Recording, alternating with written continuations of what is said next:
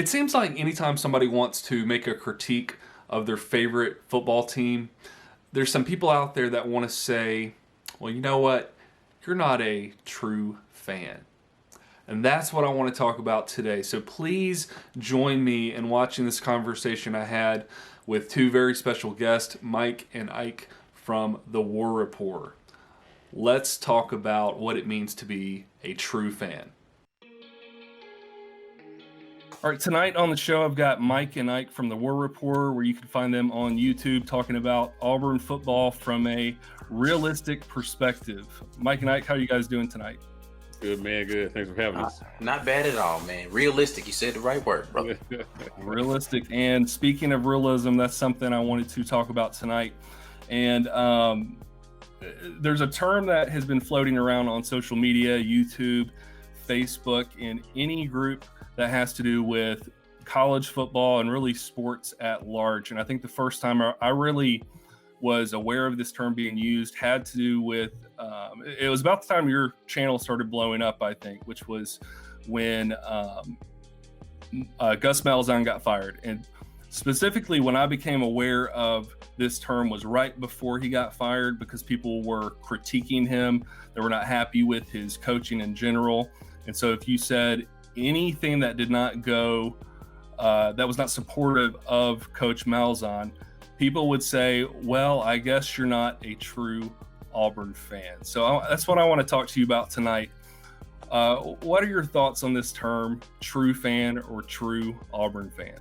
I got some thoughts in my head that I got to work out about this, because you're right. Around the time that Gus got let go, there was a camp that was strong in Gus's support, right? And they felt like he got a raw deal.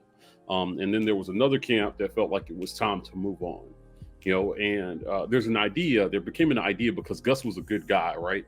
I think he was a real good guy, and he was well-liked, and he treated people right for the most part. So a lot of people took his firing really hard. You couldn't say, people were unable to separate criticizing coaching and criticizing the coach, right? Like, evaluating the job he did from the person that he was. And I think it was hard. I think it was hard on a lot of fans. And because we were so many fans were so split over this firing, I started seeing on Facebook, people were just like, hey, listen, if you say anything too negative, you're not a true Auburn fan, right? And I think that that term was really about, like, if you don't criticize in the way that I would criticize, you're not a true fan. Like, I think the term is just completely subjective. Now, we have something that we say all the time on the War Rapport. We say, no sunshine pumping, right? And a lot of people just don't take that well. They think, hey, you guys are really negative about players. And I'm like, no, sometimes we're really negative about how they play, not about players, right? And separating play from players is something that I think is very hard for a lot of fans. What are your thoughts on this, Ike? Yeah, I mean, it's a bunch of crap. So, I mean, let's be real. Like, the issue that I have is that, like, what determines fanship being true or not, right? Like, I love my team, probably to a fault, right? I mean, right. I don't play for Auburn, but I love watching Auburn football. My emotions are tied to Auburn football Saturdays, probably way too much, as my family can attest to. So is my fanship not as valid as someone else? Because when I see something that I don't feel is up to the standard that I feel Auburn football should be performing to, am I wrong for not holding the team that I love to the standard that I want to see them perform to? I don't think so. I think that that's the truest form of fandom. I understand the capabilities of the team. It's falling short of that. I don't like to see it, and it makes me upset, and I call it out. That's as true as you're going to get. And so if I say something that someone feels is negative, right? Like, negativity is, that's super subjective. So I just don't even understand what makes a thing negative if it's true. Is my son screaming in the background going to be a problem? Because he's going to keep doing that. All right, cool. Anyway, negativity, like what's the thing that makes that negativity, what makes it negative, right? If it's true, right? I'm not saying anything that's untrue about a team or about a player or about a coach, then it's not being negative, right? Like, I'm calling out stuff that's actually happening. So, right. But you know what, though? Isn't that part of the problem, though? The truth has become subjective to some fans. Right. Right. I say this all the time. If we cannot agree on foundational facts, we can't have a productive discussion. So if I tell you the sky is blue and you say the sky is green, we can't have any more discussions about the sky because we have different foundational beliefs about it. So, it's wild when we talk when I engage fans, I try to engage from a statistical standpoint, right? Because statistics just either are or they aren't. He either did throw for X amount of yards or he didn't, right? The running back either picked the right lane or he didn't. The defensive back either defended the play or he didn't. And there's not a ton of subjectivity when you look at stats. Now, statistics without context can certainly be a problem. Mm-hmm.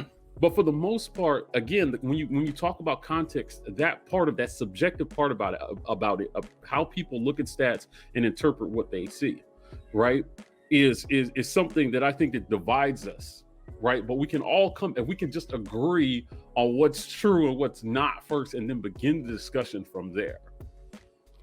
You would see that most people that are fans are true fans.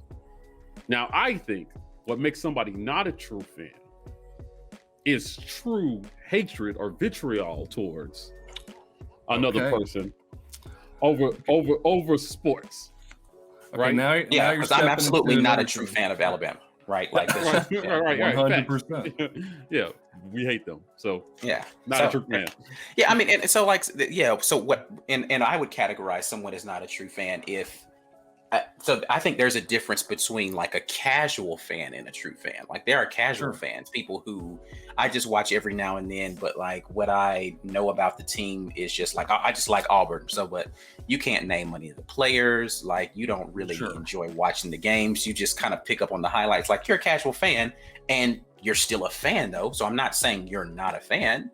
There are definitely levels of passion that are involved with fandom, but I don't think that true fandom can be categorized by unwavering support regardless of how poor the product is. Like, that's just, I don't know, that's delusion. Like, and this kind of, you both kind of touched on this, but I'm going to step outside and then I'll rein it back in. But this kind of gets into a thing in general where we have a hard time as humans now agreeing on facts. Yeah. Just in general, it seems like we have a hard time agreeing on facts. I'm going to step back into sports. And kind of what you're getting towards is that loyalty thing, and with being a true fan. And so I'm going to quote very reputable source, Urban Dictionary, and they say that being a true fan is someone who shows blind loyalty towards an individual or a group, I think is how they said it. And so I think that's what's dangerous, is just showing that absolutely blind loyalty. I want to put those blinders on. I don't want to see anything bad or anything negative that in this situation, my team does. And I think that's what, dangerous is not the right word, but it's not healthy as a fan to look at things that way. And it's like, if you shouldn't have blind loyalty for anybody. You have to be realistic. And so I think we need to, as fans, move away from trying to be quote unquote true fans and move on to a different term. Let's be real fans. And so with that in mind, what do you think it would mean to be a real fan? So let me address the thought. Like, I don't mind the idea of blind loyalty. It depends on what you're being blind to, right? So like, yeah, fair. Okay, Auburn's definitely sucked before, right? But I've never said to myself, I'm done with Auburn. I don't want to be a fan of them before, like, because or anymore, because my loyalty makes me still, even though the product on the field is like gut wrenching, right? Like the season where we won no SEC games, I didn't stop becoming an Auburn fan, right? Just because the team was awful. But like at the same time, you know, the blindness to what I see on the field will allow me to call it out. So I understand what you mean by like, you don't need, I'm going to have to refer back. Let's mark the tape at this point. We'll have to refer back to me saying this when someone in the comments is like, but what about this? And be like, well, he actually said that during the video. So you know what? I think so what is a real fan? Yeah. Right. I think I think there's a difference between, or it's important to distinguish between blind loyalty and unconditional loyalty. Right. So yes, when you are unconditionally loyal, it doesn't matter how bad your team is. 100%. You are going to root for that team. Now, let me tell you, going to high school in Alabama and then college as well, I can tell you that being in a state without a professional sports team, I personally am not unconditionally loyal to any pro team. Right? Like I just kind of, when Cam got drafted by the Panthers, I rooted for the Panthers because I root for Cam Newton. Right? If he's playing, I want Cam to win. And people would always ask me, who's your team? And I would just tell them, like, listen, I'm a Panthers fan, but but not how you would think. I haven't rooted for them my whole life. I wouldn't call myself a real Panthers fan. Ike referred to a casual fan. Yeah, I'm a casual fan of the Panthers. I am now a casual fan of the Patriots. Right. Because they got Cam Newton. So, I think that's the first distinct thing we need to distinguish, right? Is that, unconditional loyalty is okay. But that does not have to involve blindness to obvious truths about your team. Right. Right. And talking about those truths does not make you not a real fan. I think a lot of the true fans are willfully blind to obvious truths. And it's a bunch of BS too. Like, right. Because the thing that frustrates me about these true fan folks, right, is that it's okay. Well, it's not okay to talk about the coach, right? It's not okay to talk about the quarterback. I'm speaking specifically about our current situation. But it's completely okay to say, but the offensive line was trash. As if the offensive line is not part of the team. Right. That's still criticizing Auburn. Yeah. All day long. That's still criticizing Auburn players. Like, do offensive linemen not have families that we need to consider all of a sudden? Like, you don't know any, like, I see this comment all the time. You can't hold Bo Nix's water. If he had a better offensive line, it's like, okay, defend Bo Nix, trash the offensive line. So you're not a true fan anymore, because the offensive line has to be amazing, doesn't it? Like, it's not their fault either. The problem is the other team was cheating or something and tricked the offensive line with this wizardry. I just don't understand it. I don't get it. Yeah, I think it's a moving target. People's beliefs or thoughts on the subject, kind of move with their biases, right? Yeah. So if you have an internal bias that, the quarterback is not at fault, or even if the offensive line is not at fault, or the coach is not at fault, right? Wide receivers are not at fault. It ain't nobody's fault. It's just it's just nobody's fault. It's just our line's fault. That's it. Right. So here's what's true most of the time. Like, because we live in a world of extremes, right? It's all Bo Nix's fault, or it's all Gus's fault, or it's all the O-line's fault. And the truth is that the truth is somewhere in the middle. Yeah. They all share blame. It's shared, right? And so, the quarterback and the coach, right, they get a lot of the praise when things go right, and a disproportionate amount of blame when things go wrong. Yeah. It's just the way it is. It's what comes with being a quarterback. That is the most high-profile position on the team. And I think that it's okay to say, I think our quarterback could play better, without maligning the young man as a person, right? Or somebody telling you don't root for Auburn because you don't want this certain player to do well. I just don't think that's fair. So, when I listen, one of the things that comes when I read the forums, because Chase, I love comments. I love comment sections, and I let the troll. I remind you of that. Yeah, right. Listen, I probably respond to trolls more than I should, but I do like to engage because I like to understand why people have a certain perspective. And I like to have a factual basis for that discussion just to see if what I believe holds water. Now, you can change my mind, but you're going to have to come with some facts and some stats.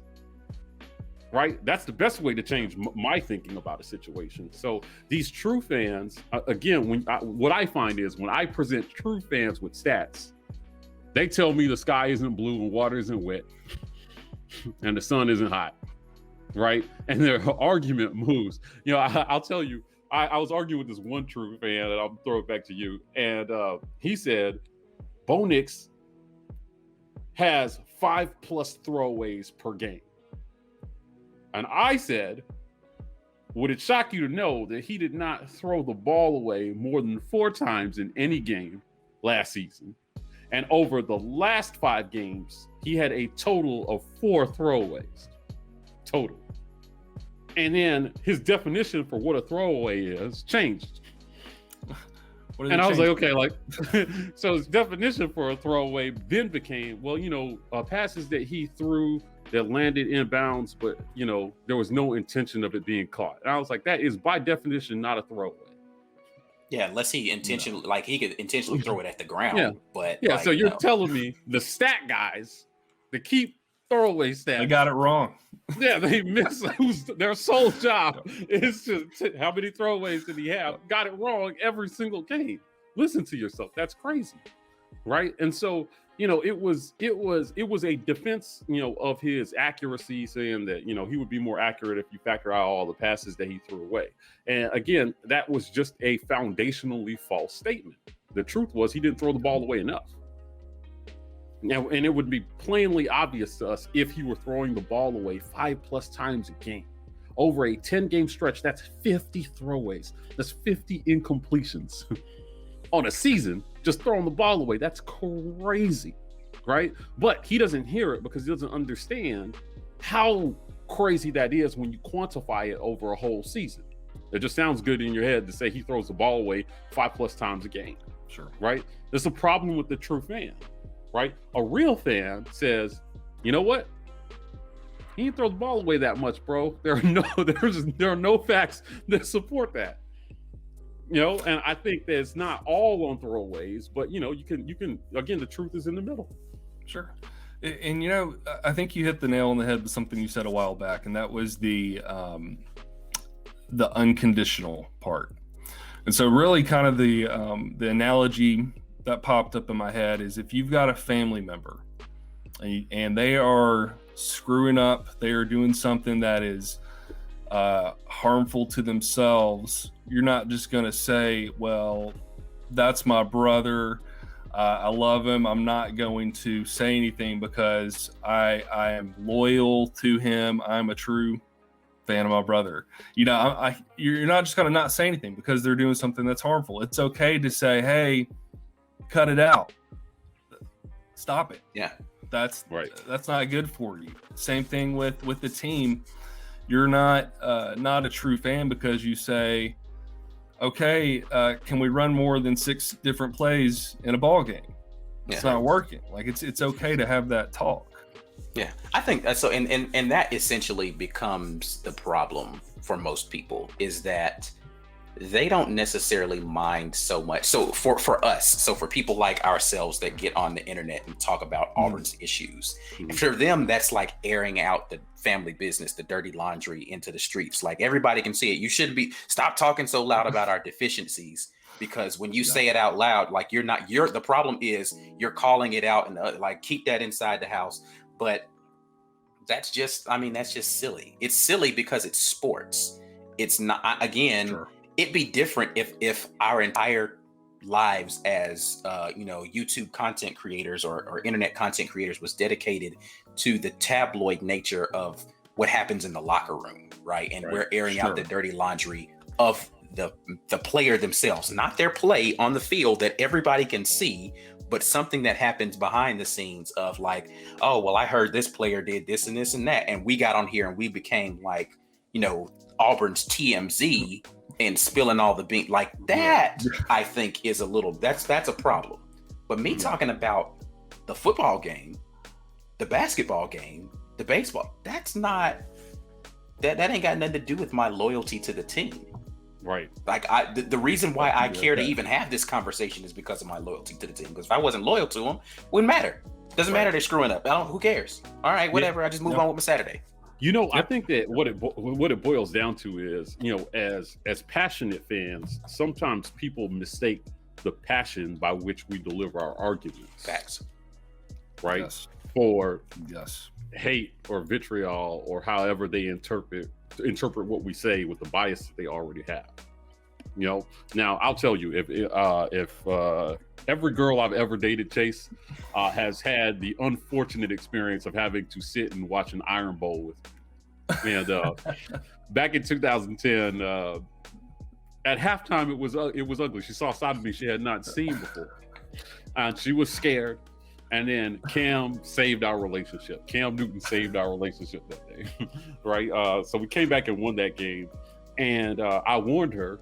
I set ground rules before the game. I said, babe, we've never done this before, so I just need you to know. There's something I need you to know about. Yeah, all right. Like, we're not gonna talk for the next 3 hours. If you have anything to say, it must be game related. If it's not intelligent, probably just keep it to yourself until after the game. At halftime, you have exactly 5 minutes to talk about non-football related things and maybe a hug and a kiss after the game starts. On. Yeah, we've moved on from all that.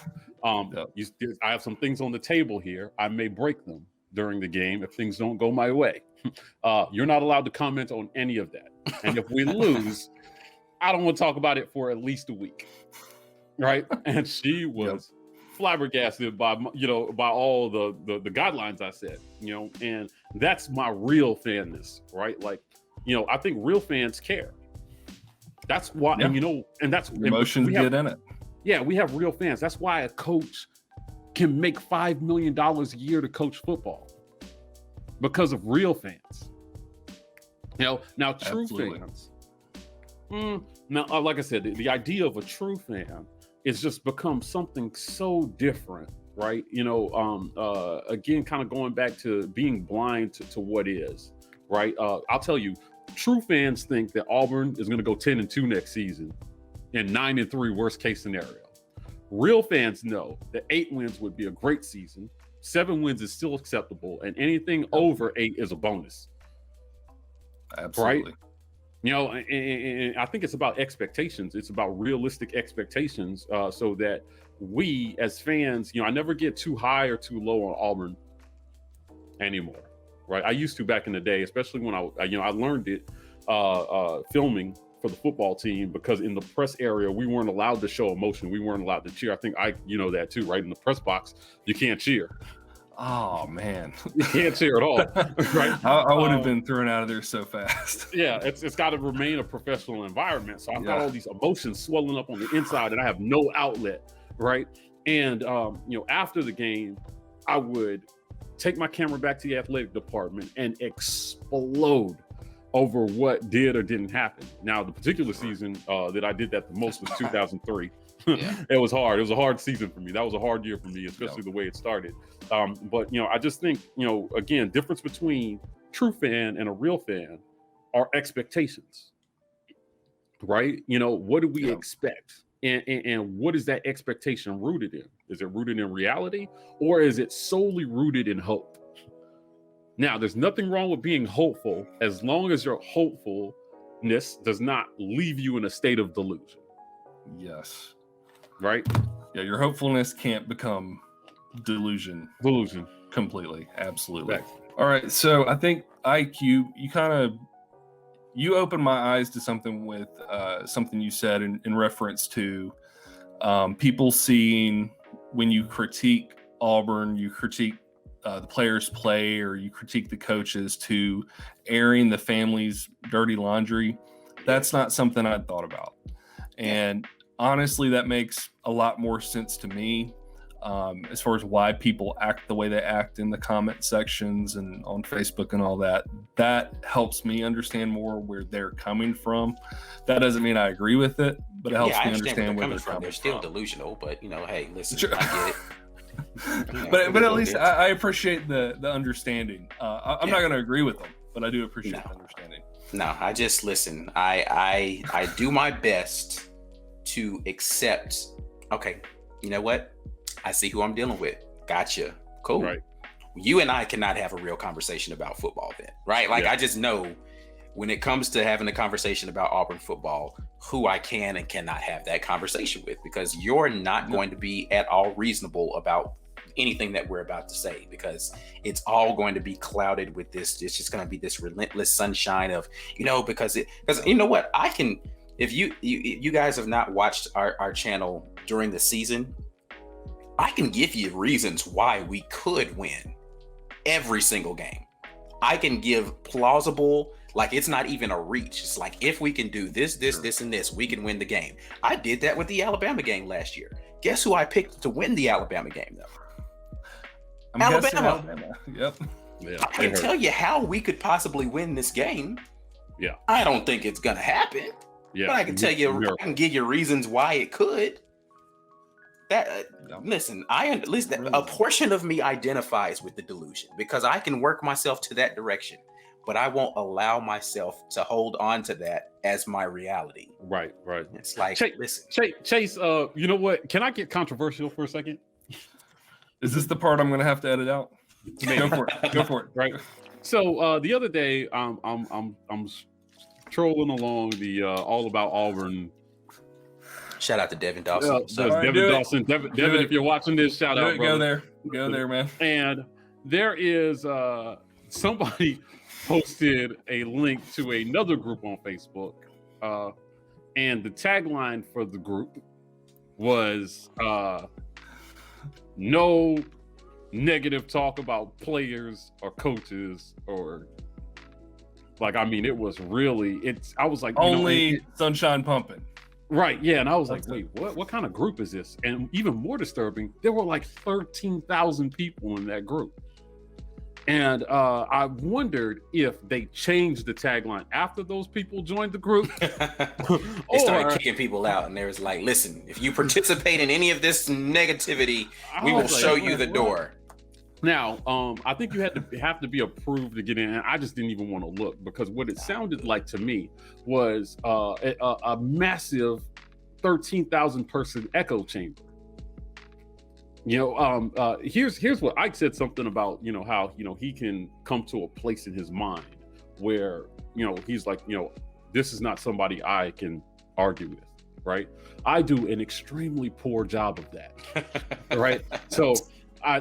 Because we cannot agree to disagree on facts.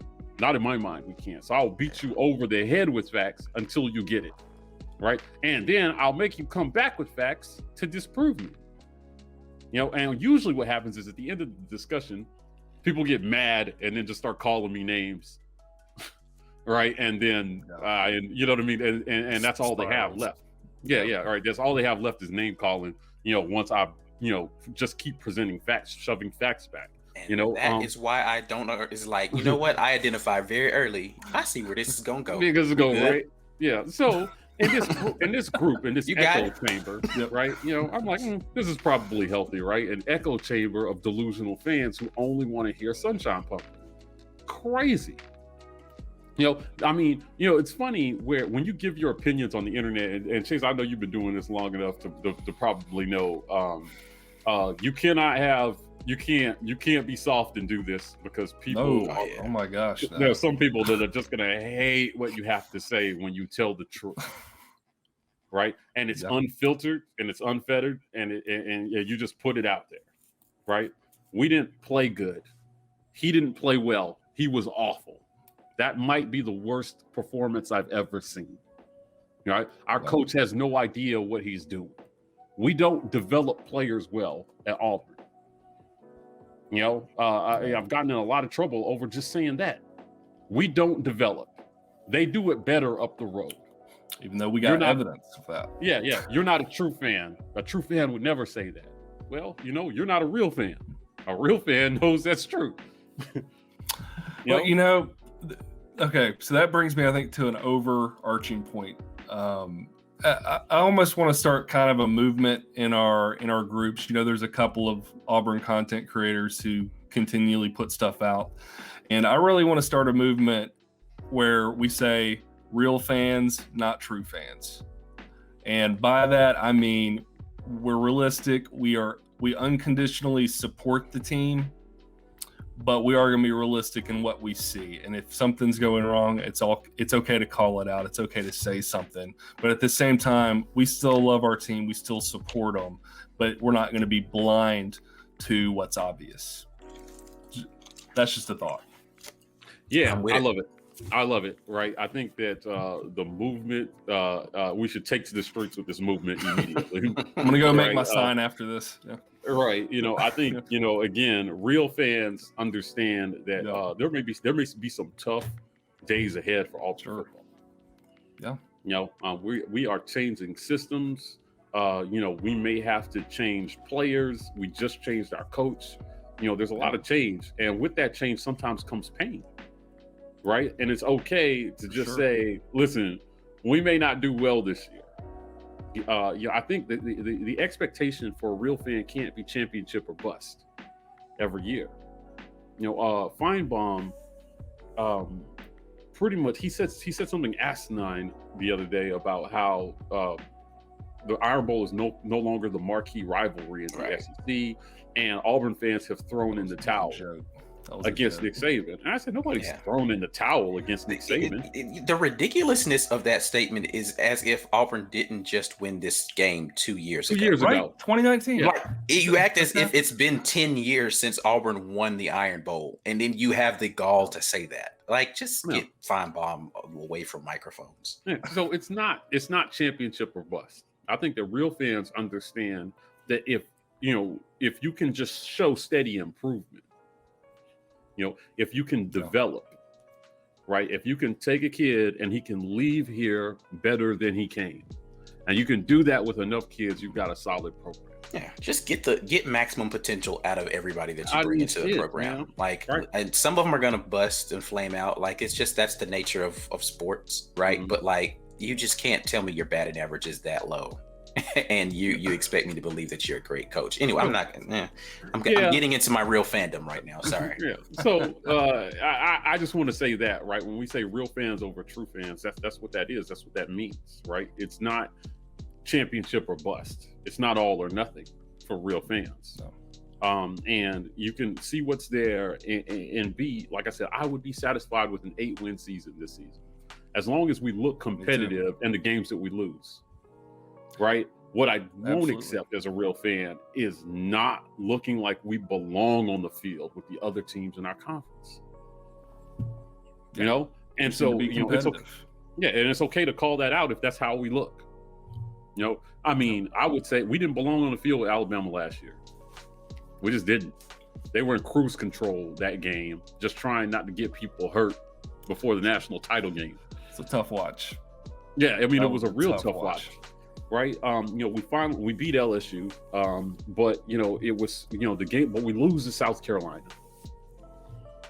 And, I just think, what I hope we're going to see as real fans this year is that we have a realist coach that understands where we're at and understands what he needs to improve about where we're at, so that we can see a better product on the field on Saturdays. And I think that our last coach was somewhat delusional about where we were at. Yeah. 6-4 was an acceptable season to him. I'm sorry, to me, that's delusion about where we're at. 6-4 means you lost some games you were supposed to win, bro. Yeah. South Carolina fired their coach. Big one. Before the end of the season. Now you're not. And it wasn't even a pretty 6-4. Let's be real. We should have lost Arkansas and Ole Miss. Come on, man. You can't just be okay with losing to South Carolina, barely beating Arkansas on a blown call, essentially, and then barely beating Ole Miss on another blown call. And then get up at a press conference and say, I mean, hey, I think we did pretty good this year. Are you for real? No, are you for real? No. Is this what you really want to tell me today? Wins. Yeah.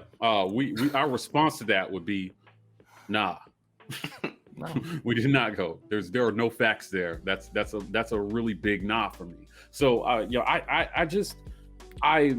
I'm glad that you gave us the opportunity to come on and talk about this. I don't think that it gets said enough. Right. We spend a lot of time talking about play and players, but we don't talk a lot about fans. Right. Yeah. And what I will say is that, again, we talked about blind loyalty. Loyalty is for fans. It is. Loyalty is for fans. Yeah. I remember some of these true fans. This is what a true fan would say. A true fan would say, we need players who are loyal to Auburn, not a coach. A real fan understands that players commit to coaches over institutions. That's not realistic. And I think that, we interview former players all the time. I think most people would be shocked to know how many of these players don't give a darn about Auburn after they leave. Auburn is a stepping stone, to something greater for them. And the institution either does its job giving the athlete the chance to take that next step, or it doesn't. And lately, real fans understand that we have not been holding up our end of the bargain. No, because look at the NFL draft for the past couple of years. So, man, it's rough. It's rough, man. I mean, we spent the day reading draft grades earlier today on the four guys that they expect to get drafted. And some of the comments were rough. And it was mostly about system. Yeah. Didn't play in a system that allowed for this. The route running for Williams and oh man, listen, it was hard. And I'm like, you know what? That's more institution and coach than it is player. Yeah. And real fans understand that. Auburn is a name, right? The Auburn family is the people. And the people are what give the name meaning. Without the people, it's meaningless. Real fans understand that. But that does not have to mean that we just sit back and just completely ignore everything that's deficient. My mom, I grew up in a very strict household. And my mom would go to school sometimes to talk to my teacher. Now, my mother loves me. She does. But when I was acting a fool in school and she talked to my teachers, she knew when it was me. And there was no story I could tell to convince her otherwise. Right? She did not love me so much that she would see that I could do no wrong.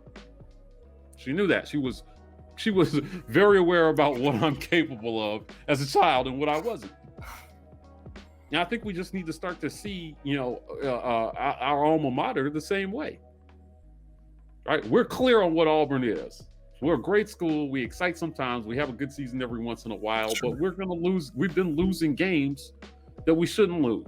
Consistency has been a problem. And for as much talent as we've had come through the program, that inconsistency is really disappointing. Right. It really is.